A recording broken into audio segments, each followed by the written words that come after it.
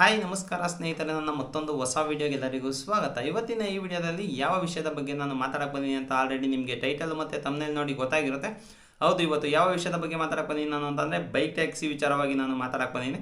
ಅಂದರೆ bike taxi ವಿಚಾರವಾಗಿ ನಿಮ್ಗೆ ಆಲ್ರೆಡಿ ಎಲ್ಲ ಗೊತ್ತಿದೆ, ಏನೇನೆಲ್ಲ ನಡೀತಾ ಇದೆ ನಮ್ಮ ಕರ್ನಾಟಕದಲ್ಲಿ ಅಂತ. ಈಗ ಕರ್ನಾಟಕ ಸರ್ಕಾರ ಬೈಕ್ ಟ್ಯಾಕ್ಸಿನ ಬ್ಯಾನ್ ಮಾಡ್ತು. ಬೈಕ್ ಟ್ಯಾಕ್ಸಿನ ಬ್ಯಾನ್ ಮಾಡಾದ್ಮೇಲಿಂದ ವಿಚಾರಣೆ ನಡೀತಾ ಇದೆ ಇವಾಗ ಕೋರ್ಟಲ್ಲಿ. ಬಟ್ ಕೋರ್ಟಿಂದ ಯಾವುದೇ ಆದಂಥ ಫೈನಲ್ ಡಿಸಿಷನ್ ಇನ್ನೂ ಬಂದಿಲ್ಲ. ಕೋರ್ಟ್ ಫೈನಲ್ ಡಿಸಿಷನ್ ಕೊಟ್ಟ ಮೇಲೇ ಒಂದು ತೀರ್ಮಾನ ಬರುತ್ತೆ. ಬಟ್ ಇನ್ನು ಕೋರ್ಟಿಂದ ಯಾವುದೇ ಆದಂಥ ಫೈನಲ್ ಡಿಸಿಷನ್ ಬಂದಿಲ್ಲ, ಅಂತಿಮ ತೀರ್ಮಾನ ಬಂದಿಲ್ಲ. ಆದ ಕಾರಣ ಇವಾಗ ತುಂಬ ಅಂದರೆ ತುಂಬ ಜನಕ್ಕೆ ಗೊಂದಲ ಇದೆ. ಇನ್ನೊಂದು ಏನಪ್ಪ ಅಂತ ಅಂದರೆ ಇವಾಗ ಸರ್ಕಾರ ಬ್ಯಾನ್ ಮಾಡಿಬಿಟ್ಟಿದೆ. ಅದಾದ್ಮೇಲಿಂದ ನೆಕ್ಸ್ಟ್ ಹಿಯರಿಂಗು ವಾದ ವಿವಾದ ನಡೀತಾ ಇದೆಯಲ್ಲ, ನೆಕ್ಸ್ಟ್ ಹಿಯರಿಂಗ್ ಬಂದು ಜುಲೈ 2ನೇ ತಾರೀಕು ಇರೋದು. ಜುಲೈ 2ನೇ ತಾರೀಕು ಇವತ್ತಿದೆಯಲ್ಲ, ಇವತ್ತು ಹಿಯರಿಂಗ್ ಆಗುತ್ತೆ. ಇವತ್ತು ಹಿಯರಿಂಗ್ ಆದಮೇಲಿಂದ ಎಲ್ಲ ಏನೇನಾಯಿತು ಅನ್ನೋದನ್ನ ನಾನು ನಿಮಗೆ ತಿಳಿಸ್ಕೊಡ್ತೀನಿ. ಅದಕ್ಕಿಂತ ಮುಂಚೆ ಜುಲೈ 2ನೇ ತಾರೀಕಿಗಿಂತ ಮುಂಚೆ ನಿನ್ನೆ ಜುಲೈ 1ನೇ ತಾರೀಕು ಒಂದು ಇದು ಬಂದಿದೆ, ಮಾರ್ಗಸೂಚಿ ಬಂದಿದೆ ಕೇಂದ್ರದಿಂದ. ಆ ಮಾರ್ಗಸೂಚಿಯಲ್ಲಿ ಏನೇನಿದೆ ಅಂತೆಲ್ಲ ನಾನು ನಿಮಗೆ ತಿಳಿಸ್ಕೊಡ್ತೀನಿ. ಅದಕ್ಕಿಂತ ಮುಂಚೆ ಇನ್ನೊಂದು ಏನಪ್ಪ ಅಂತಂದರೆ, ಈಗ ಕೇಂದ್ರ ಸರ್ಕಾರದಿಂದ ಒಂದು ಗುಡ್ ನ್ಯೂಸ್ ಥರನೇ ಬಂದಿದೆ. ಬಟ್ ಏನಪ್ಪ ಅಂತಂದರೆ, ಈಗ ಕೇಂದ್ರ ಸರ್ಕಾರದಿಂದ ಬಂದರೂ ಕೂಡ ಇಲ್ಲಿ ನಮ್ಮ ಕರ್ನಾಟಕ ರಾಜ್ಯ ಸರ್ಕಾರ ಇದೆಯಲ್ಲ, ಅದು ಪರ್ಮಿಷನ್ ಕೊಟ್ಟರೆ ಮಾತ್ರ ಇಲ್ಲಿ ಅವ್ರು ಮುಂಚೆ ಮೆನ್ಷನ್ ಮಾಡಿಬಿಟ್ಟಿದ್ದಾರೆ ಕೇಂದ್ರ ಸರ್ಕಾರದವರು. ಸೊ ಇವ್ರಿಗೆ ರಾಜ್ಯ ಸರ್ಕಾರದವ್ರು ಕೊಟ್ಟರೆ ಪರ್ಮಿಷನ್ ಮಾತ್ರ ಇಲ್ಲಿ ಎಲ್ಲ ನಡೆಯುತ್ತೆ. ಬಟ್ ಏನು ಮಾರ್ಗಸೂಚಿ ಕೊಟ್ಟಿದ್ದಾರೆ ಕೇಂದ್ರದಿಂದ ಅಂತ ಅಂದರೆ, ಈಗ ಎಷ್ಟೊಂದು ಜನ ಏನಂತ ಇದ್ರು ಅಂದರೆ ಯೆಲ್ಲೋ ಬೋರ್ಡ್ ಬೇಕೇ ಬೇಕು ಅಂತ ಹೇಳ್ಬಿಟ್ಟು ತುಂಬ ಜನ ಹೇಳ್ತಾ ಇದ್ರು. ಅಂದರೆ ಈಗ ಆಟೋದವರೆಲ್ಲ ಏನು ಹೇಳ್ತಾ ಇದ್ರು ಅಂತಂದರೆ ಯೆಲ್ಲೋ ಬೋರ್ಡ್ ಮಾಡಿಸ್ಕೊಂಡು ಹೊಡಿಲಿಬೇಕಾದ್ರೆ ಅವರು ಅಂತ ಇದ್ರು. ಬಟ್ ಈ ಕೇಂದ್ರದಲ್ಲಿ ಬಂದಿರೋ ಮಾರ್ಗಸೂಚಿಲಿ ನೀವು ಯೆಲ್ಲೋ ಬೋರ್ಡೇ ಮಾಡಿಸ್ಬೇಕು ಅನ್ನೋದೇನಿಲ್ಲ, ನಮ್ಮ ಪ್ರೈವೇಟ್ ವೆಹಿಕಲಲ್ಲೇ ನಾವು ಡ್ಯೂಟಿ ಮಾಡ್ಬೋದು ಅಂತ ಹೇಳ್ಬಿಟ್ಟು ಒಂದು ಮಾರ್ಗಸೂಚಿ ಕೂಡ ಬಿಟ್ಟಿದ್ದಾರೆ.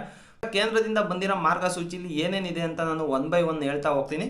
ಮೊದಲನೇದಾಗಿ ಏನಪ್ಪ ಹೇಳಿದ್ದಾರೆ ಅಂತ ಅಂದರೆ, ಅವರು ರಾಜ್ಯ ಸರ್ಕಾರ ಅಗ್ರಿಗೇಟರ್ಗಳಿಗೆ ಅನುಮತಿಸಬಹುದು ಅಂತ ಹೇಳ್ಬಿಟ್ಟು ಅವರು ಹೇಳ್ತಾ ಇದ್ದಾರೆ. ಅಂತ ಅಂದರೆ ಇವಾಗ ರಾಜ್ಯ ಸರ್ಕಾರದವ್ರು ಬೇಕು ಅಂತ ಅಂದರೆ ಪರ್ಮಿಷನ್ನ ಕೊಡ್ಬೋದು ಅಂತ ಹೇಳ್ಬಿಟ್ಟು ಈಗ ಕೇಂದ್ರದಿಂದ ಹೇಳಿದ್ದಾರೆ. ಅದಾದ್ಮೇಲೆ ನೆಕ್ಸ್ಟ್ ಬಂದ್ಬಿಟ್ಟು ಇದು ಮೇಯ್ನು, ನೀವು ನೋಡ್ಕೊಳ್ಳೇಬೇಕಿದು. ಏನಕ್ಕಪ್ಪ ಅಂತಂದರೆ ಇದೇ ತುಂಬ ಕನ್ಫ್ಯೂಷನ್ ಇರೋದು. ಏನಕ್ಕೆ ಅಂತಂದರೆ ಎಷ್ಟೊಂದು ಜನ ಹೇಳ್ತಾ ಇರೋದೇನು ಯೆಲ್ಲೋ ಬೋರ್ಡ್ ಮಾಡಿಸ್ಬೇಕು ಅಂತಲೇ ಹೇಳ್ತಾ ಇರೋದು. ಈಗ ಬಂದಿರೋಂಥ ಮಾರ್ಗಸೂಚಿಲಿ, ಕೇಂದ್ರದಿಂದ ಬಂದಿರೋ ಮಾರ್ಗಸೂಚಿಲಿ ಏನಪ್ಪ ಇದೆ ಅಂತ ಅಂದರೆ, ಪ್ರಯಾಣಿಕರ ಬಳಕೆಗೆ ಖಾಸಗಿ ಬೈಕನ್ನು ಅನುಮತಿಸಬಹುದು ಅಂತ ಹೇಳ್ಬಿಟ್ಟು ಈಗ ಹೇಳಿದೆ. ಅಂದರೆ ಈಗ ಏನಪ್ಪ ಹೇಳ್ತಾ ಇದೆ ಅಂತ ಅಂದರೆ, ನಾವು ಮಾಮೂಲಿ ಈಗ ಪ್ರೈವೇಟ್ ವೆಹಿಕಲ್ಲು ನಾವು ವೈಟ್ ಬೋರ್ಡಲ್ಲೆಲ್ಲ ಓಡಾಡ್ತಾ ಇರ್ತೀವಲ್ಲ, ಅದೇ ವೈಟ್ ಬೋರ್ಡಲ್ಲೇ ನಾವು ಸರ್ವಿಸ್ನ ಕೊಡ್ಬೋದು, ಬೈಕ್ ಟ್ಯಾಕ್ಸಿ ಸರ್ವಿಸ್ನ ಕೊಡ್ಬೋದು ಅಂತ ಹೇಳ್ಬಿಟ್ಟು ಇಲ್ಲಿ ಮಾರ್ಗಸೂಚಿ ಕೂಡ ಇವಾಗ ಬಿಡುಗಡೆ ಆಗಿದೆ. ಅದಾದ್ಮೇಲೆ ನೆಕ್ಸ್ಟ್ ಏನಪ್ಪ ಅಂತ ಅಂದರೆ, ಇದರಿಂದ ಏನಾಗುತ್ತೆ ಅಂತ ಅಂದರೆ ಸಂಚಾರ ದಟ್ಟಣೆ, ಅಂದರೆ ಟ್ರಾಫಿಕ್ ಏನಿದು ಜಾಸ್ತಿ ಆಗ್ತಾ ಇದೆಯೋ ಆ ಟ್ರಾಫಿಕ್ಕು ಸ್ವಲ್ಪ ನಿಯಂತ್ರಣಕ್ಕೆ ಬರುತ್ತೆ ಅಂತ ಹೇಳ್ಬಿಟ್ಟು ಕೂಡ ಹೇಳ್ತಾ ಇದೆ. ಅದಾದ್ಮೇಲೆ ನೆಕ್ಸ್ಟ್ ಏನಪ್ಪ ಅಂತ ಅಂದರೆ, ಕಸ್ಟಮರ್ಗೆ, ಪ್ರಯಾಣಿಕರಿಗೆ ಕೈಗೆಟುಕುವ ದರದಲ್ಲಿ ಪ್ರಯಾಣ, ಸ್ಥಳೀಯ ಸಾರಿಗೆ ಅಭಿವೃದ್ಧಿ ಆಗಲಿದೆ ಅಂತ ಹೇಳ್ಬಿಟ್ಟು ಹೇಳಿದ್ದಾರೆ. ಅಂತ ಅಂದರೆ ಈಗ ಈಗ ಈಗ ಆಟೋ ಫೇರ್ ಆಗಲಿ, ಮೆಟ್ರೋ ಫೇರ್ ಆಗಲಿ, ಇದೆಲ್ಲ ತುಂಬ ಜಾಸ್ತಿ ಆಗಿರೋದ್ರಿಂದ ಇದರಿಂದ ಸ್ವಲ್ಪ ಈಗ ಬೈಕ್ ಟ್ಯಾಕ್ಸಿಲಿ ಏನಾದ್ರು ಹೋಗ್ತೀವಿ ಅಂತಂದರೆ ಈಗ ಒಬ್ಬೊಬ್ಬರು ಹೋಗೋ ಹತ್ರ ಎಲ್ಲ ಅಮೌಂಟು ಕಮ್ಮಿ ಆಗುತ್ತೆ. ಅದರಿಂದಾಗಿ ಪ್ರಯಾಣಿಕರಿಗೂ ಕೂಡ ಕೈಗೆ ಕಟ್ಟುವ ದರದಲ್ಲಿ ಇವಾಗ ಪ್ರಯಾಣಿಸ್ಬೋದು ಅಂತ ಹೇಳ್ಬಿಟ್ಟು ಕೂಡ ಇದು ತಿಳಿಸಿದೆ. ಅದಾದಮೇಲಿಂದ ಎಷ್ಟೊಂದು ಜನಕ್ಕೆ ಜೀವನವನ್ನು ರೂಪಿಸಲು ಅವಕಾಶ ಮಾಡಿಕೊಡಬಹುದು ಅಂತ ಹೇಳ್ಬಿಟ್ಟು ಕೂಡ ಇಲ್ಲಿ ತಿಳಿಸ್ತಾ ಇದೆ. ಅಂದರೆ ಎಷ್ಟೊಂದು ಜನಕ್ಕೆ ಕೆಲಸನೇ ಇಲ್ಲ ಇವಾಗ, ಹಂಗಾಗಿದೆ. ಈಗ ಎಷ್ಟೊಂದು ಜನ ಬೈಕ್ ಟ್ಯಾಕ್ಸಿ ಮಾಡ್ಕೊಂಡೆ ಅವರು ಜೀವನ ನಡೆಸ್ತಾ ಇದ್ರು.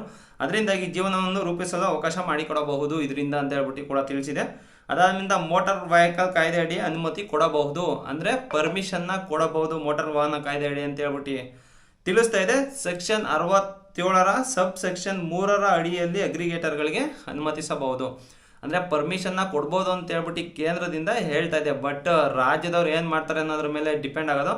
ನೋಡಿ, ಸೆಕ್ಷನ್ 60ರ ಸಬ್ ಸೆಕ್ಷನ್ 3ರ ಅಡಿಯಲ್ಲಿ ಅಗ್ರಿಗೇಟರ್ಗಳಿಗೆ ಅನುಮತಿಯನ್ನು ನೀಡಬಹುದು ಅಂತ ಹೇಳ್ಬಿಟ್ಟು ನೀಟಾಗಿ ಮೆನ್ಷನ್ ಮಾಡಿದ್ದಾರೆ. ಆಮೇಲೆ ಇನ್ನೊಂದೇನಪ್ಪ ಅಂತಂದರೆ, ಈಗ ಅಗ್ರಿಗೇಟರ್ಗಳಿಗೆ ದಿನ ವಾರ ಇಲ್ಲ 15 ದಿವಸಕ್ಕೊಮ್ಮೆ ಶುಲ್ಕವನ್ನು ವಿಧಿಸ್ರಿ ಅಂತ ಹೇಳ್ಬಿಟ್ಟು ಕೂಡ ಹೇಳ್ತಾ ಇದೆ. ಅಂದರೆ ಈಗ ಅಗ್ರಿಗೇಟರ್ಸ್ಗಳು ಇರ್ತಾರಲ್ಲ, ಈಗ ರ್ಯಾಪಿಡೋ ಆಗಲಿ, ಓಲಾ, ಊಬರ್, ಇವರೆಲ್ಲ ಯಾರು ಅಗ್ರಿಗೇಟರ್ಸ್ಗಳಿಗೆ ಬೇಕು ಅಂತಂದರೆ ನೀವು 1 ದಿನದ ಶುಲ್ಕ ಅಥವಾ 15 ದಿವಸದ ಶುಲ್ಕ, ಇಲ್ಲ ಅಂತಂದರೆ ವಾರದ ಶುಲ್ಕ ವಿಧಿಸ್ಬೋದು ಅಂತ ಹೇಳ್ಬಿಟ್ಟು ಈ ಥರ ಒಂದು ಮಾರ್ಗಸೂಚಿ ಹೊರಡಿಸಿದ್ದಾರೆ. ಇದರಿಂದಾಗಿ ಏನಾಗ್ತಾ ಇದೆ ಅಂತಂದರೆ ತುಂಬ ಗೊಂದಲ ಆಗ್ತಾ ಇದೆ. ಬಟ್ ಕೇಂದ್ರದಿಂದ ಫುಲ್ ಪರ್ಮಿಷನ್ ಬರ್ತಾ ಇದೆ, ಬಟ್ ನಮ್ಮ ಕರ್ನಾಟಕ ರಾಜ್ಯ ಸರ್ಕಾರ ಮಾತ್ರ ಪರ್ಮಿಷನ್ ಕೊಡ್ತಾ ಇಲ್ಲ. ನೋಡೋಣ ಇವತ್ತು ಏನಾಗುತ್ತೆ ಕೋರ್ಟಲ್ಲಿ. ಇನ್ನು ಇವತ್ತು ವಾದ ವಿವಾದಗಳೆಲ್ಲ ನಡೆಯುತ್ತೆ. ವಾದ ವಿವಾದ ಎಲ್ಲ ನಡೆದಾದ್ಮೇಲೆ ಕೋರ್ಟಿಂದ ಏನು ಡಿಸಿಷನ್ ಬರುತ್ತೆ ಅನ್ನೋದೇ ಒಂದು ಇಂಪಾರ್ಟೆಂಟ್ ಆಗಿದೆ. ಬಟ್ ಕೇಂದ್ರದಿಂದ ಪರ್ಮಿಷನ್ ಕೊಡ್ಬೋದು ಅಂತ ಹೇಳ್ತಾ ಇದ್ದಾರೆ. ಬಟ್ ಕೇಂದ್ರದಿಂದ ಪರ್ಮಿಷನ್ ಕೊಡ್ಬೋದು ಅಂತ ಹೇಳಿದ್ರು ಫುಲ್ಲು ರಾಜ್ಯ ಸರ್ಕಾರದ ಮೇಲೆ ಅವರು ಹೇಳಿದ್ದಾರೆ. ಅಂದರೆ ರಾಜ್ಯ ಸರ್ಕಾರ ಕೊಟ್ಟರೆ ಮಾತ್ರ ನಾವು ನೆಕ್ಸ್ಟ್ ಬೈಕ್ ಟ್ಯಾಕ್ಸಿ ರೋಡಿಗೆ ಬರುತ್ತೆ. ಬಟ್ ಕಾದ್ ನೋಡೋಣ, ಇನ್ನೂ ಯಾವುದೇ ಆದಂಥ ಡಿಸಿಷನ್ ಬಂದಿಲ್ವಲ್ಲ. ಇವತ್ತು ಕೂಡ ಕೋರ್ಟಲ್ಲಿ ಏನಾಗುತ್ತೆ ಅನ್ನೋದು ನಾನು ನೆಕ್ಸ್ಟ್ ಮುಂದಿನ ವೀಡಿಯೋಗಳಲ್ಲಿ ತಿಳಿಸ್ಕೊಡ್ತೀನಿ.